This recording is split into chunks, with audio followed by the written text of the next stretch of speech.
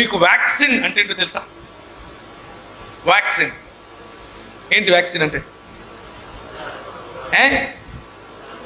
ముందు ఏం వినపడ్డంలా?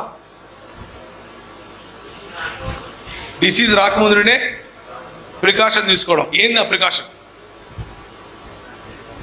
కలరాకు వ్యాక్సినేషన్ ఎక్కడి నుంచి వస్తుంది? కలరా నుంచి వస్తుంది. పోలియోకు వ్యాక్సిన్ పోలియో నుంచి వస్తుంది.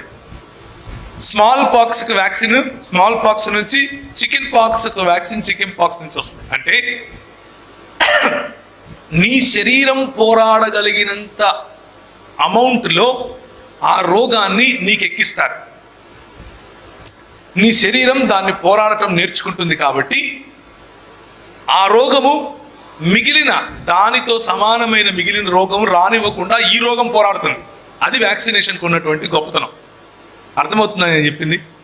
మీకు కలరాకు కనుక వ్యాక్సిన్ ఇస్తే కొంచెం కలరా మీ శరీరంలోకి వచ్చేస్తుంది, కొంచెం జ్వరం వస్తుంది, జ్వరం వెళ్ళిపోతుంది. ఇప్పుడు మీ శరీరం తయారుగా ఉంది. ఎందుకు? ఆల్రెడీ కలరా ఉంది కాబట్టి ఇంకా కలరాని తీసుకోదు. ఇది వ్యాక్సినేషన్ వెనకున్నటువంటి మిస్టరీ. ఇలాగే మతం కూడా. మీరు పుట్టినప్పటి నుంచి మీకు ఏమలవాటు అవుతుందంటే, ముఖ్యంగా ఎంతమంది క్రైస్తవ కుటుంబాల్లో పుట్టి పెరిగారు? చేతులు ఎత్తండి. క్రైస్తవ కుటుంబాలలో పుట్టి పెరిగారు.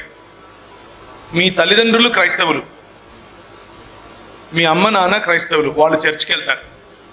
ఇంతేనా? మిగిలిన వాళ్ళందరూ కాదా? మిగిలిన వాళ్ళందరూ ఏంటి?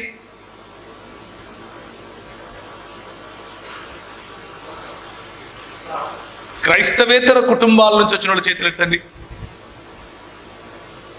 ఇది నాకేం అర్థం కాలేదబ్బా. a+b² = a²+b² + 2ab. ఇందులో ఏ లేదు, బి లేదు, 2ab అస్సలు లేదు. మరి ఎట్లయింది ఇదంతా? నాకేం అర్థం కాలేదు. మళ్ళా అడుగుతా, మీలో ఎంతమంది మీ అమ్మ నాయన వాళ్ళు క్రైస్తవులు? ఇప్పుడు లేచినాయి కదా చేతులు. ఇప్పుడు కూడా మళ్ళా కిందికి పోయినాయి. డౌట్ ఏంది? నాకేం అర్థం కావట్లేదు. పోనీ మీలో ఎంతమంది మీరు చర్చికి వెళ్తారు?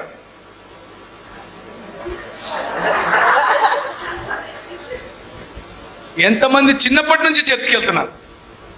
మేము అడిగింది అదే. మరి అడిగినప్పుడు చెప్పుకోండి, ఇప్పుడు చెప్తాను అదే. ఎందుకు అడిగానంటే, చిన్నప్పటి నుంచి మనకు ఈ మతంలో ఉండే భాష తెలుసు. ఎప్పుడు హల్లెలూయా చెప్పాలి, ఎప్పుడు ప్రైజ్ ద లార్డ్ చెప్పాలి,